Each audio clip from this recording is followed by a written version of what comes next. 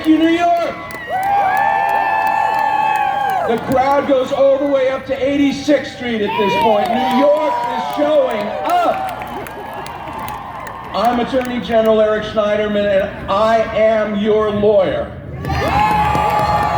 And it is great to see so many of my clients out here with so much energy to bring about a movement for justice and equality in this country that has been needed and has been coming for a very long time.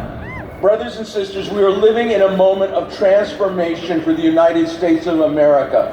And all of you, all of the people who are marching across the country today, who are showing up, working the phones, registering and mobilizing voters, showing up over and over again, have built a movement that is transforming this country. That is why we are here today. So today, let us be committed to the fact that we are no longer just the resistance. We are no longer here just in opposition to something. We are here to commit ourselves to fighting for justice and equality and freedom and making sure our government delivers on those promises. The battle lines are clearly drawn as we enter 2018, and we bring all of the mobilization of the last year together and bring power to the polls. Because a woman who cannot control her body is not truly free. And finally, sisters and brothers, we embrace the vision of America that acknowledges our pluralism and our diversity is our greatest strength. We are a stronger nation when everyone has equal justice under law and an opportunity to participate. We will always stand with our brothers and sisters fighting for the rights of immigrants, putting their own lives on the line every day. And we will not see the government go forward if they would leave the 800,000 dreamers behind. That is a commitment we have made today, and we are delivering. So, are we ready to fight for economic justice? Are we ready to fight for the right to humane, affordable health care? Are we ready to fight to save our planet? Are we ready to fight against white supremacy in all its forms? And are we ready to fight against male supremacy in all its forms? I am proud to be your lawyer. There are a lot of folks from our office marching here today, and I promise you, we will be fighting for you and all New Yorkers every day in court against the toxic volcano of bad policy in our nation's capital. They move to hurt us, we will move to protect you. Yes. But now I would urge you, think big. This is no longer just the resistance. Take time today to think about the vision of America we embrace. Let the American people know that we are for justice, equality, and freedom. We are for protection of the rights of all and the dignity and respect of everyone. This is the moment for transformational politics. This is the moment to bring together the vision of America that we all hold dear. We will never go back. We will only go forward. I'm honored to be here with you in March today. Thank you, New York.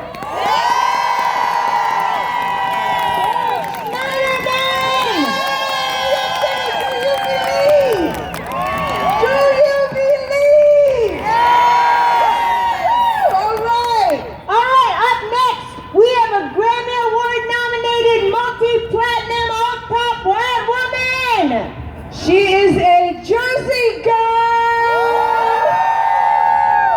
So you know she's not afraid to speak up for mental health awareness, at-risk youth, the LGBTQ community, and women's rights! New York City marchers, join us in welcoming the poet, singer, songwriter, activist, badass, Halsey!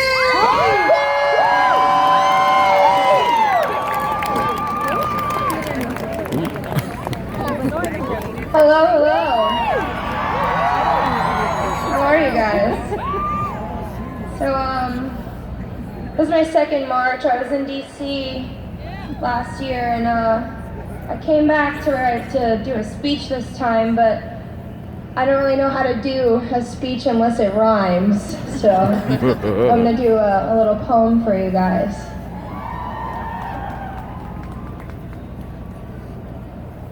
It's 2009, and I'm 14, and I'm crying. Not really sure where I am, but I'm holding the hand of my best friend Sam in the waiting room of a Planned Parenthood. The air is sterile and clean, and the walls are that not gray, but green, and the lights are so bright they could burn a hole through the seam of my jeans, and my phone is buzzing in the pocket.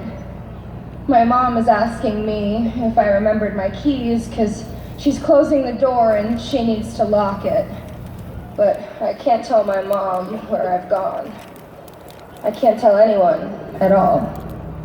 You see, my best friend Sam was raped by a man that we knew because he worked in the after-school program. And he held her down with her textbooks beside her, and he covered her mouth, and then he came inside her.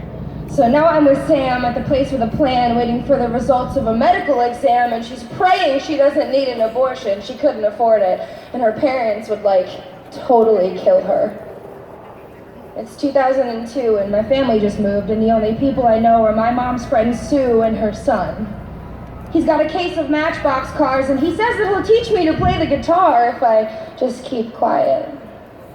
And the stairwell beside apartment 1245 will haunt me in my sleep for as long as I am alive, and I'm too young to know why it aches in my thighs, but I must lie. I must lie. It's 2012 and I'm dating a guy, and I sleep in his bed, and I just learned how to drive, and he's older than me, and he drinks whiskey neat, and he's paying for everything. This adult thing, it's not cheap.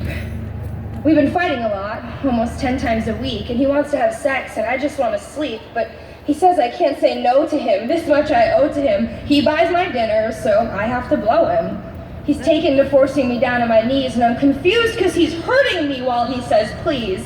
And he's only a man, and these things he just needs. He's my boyfriend. So why am I filled with unease? It's 2017, and I live like a queen, and I follow damn near every one of my dreams. I'm invincible, and I'm so fucking naive. I believe I'm protected because I live on a screen. Nobody would dare act that way around me. I've earned my protection, eternally clean.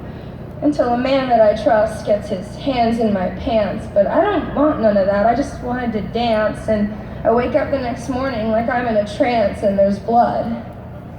Is that my blood? Oh, hold on a minute. You see, I've worked every day since I was 18. I've toured everywhere from Japan to Mar-a-Lago. I even went on stage that night in Chicago when I was having a miscarriage. I mean, I pied the piper, I put on a diaper and sang out my spleen to a room full of teens. What do you mean this happened to me? You can't put your hands on me. You don't know what my body has been through. I'm supposed to be safe now. I earned it. It's 2018 and I've realized that nobody is safe long as she is alive. And every friend that I know has a story like mine. And the world tells me we should take it as a compliment. But then heroes like Ashley and Simone and Gabby, Michaela and Gaga, Rosario, Ali, remind me this is the beginning, it is not the finale, and that's why we're here, and that's why we rally. It's Olympians and a medical resident, and not one fucking word from the man who is president. It's about closed doors and secrets and legs and stilettos from the Hollywood Hills to the projects and ghettos, when babies are ripped from the arms of teen mothers and child brides cry globally under the covers, who don't have a voice on the magazine covers. They tell us take cover. But we are not free until all of us are free. So love your neighbor, please treat her kindly. Ask her her story and then shut up and listen. Black, Asian, poor, wealthy, trans, cis, Muslim, Christian, listen, listen, and then yell at the top of your lungs. Be a voice for all those who have prisoner tongues, for the people who had to grow up way too young. There is work to be done. There are songs to be sung. Lord knows there's a war to be won. Thank you.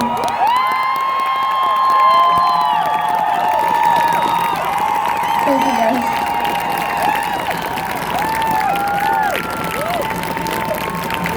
Halsey! Thank you so much, Halsey, for your bravery. Our next speaker is the ambassador of the ACLU. She is an author and an actress. She's a model, she's an Emmy-nominated TV host.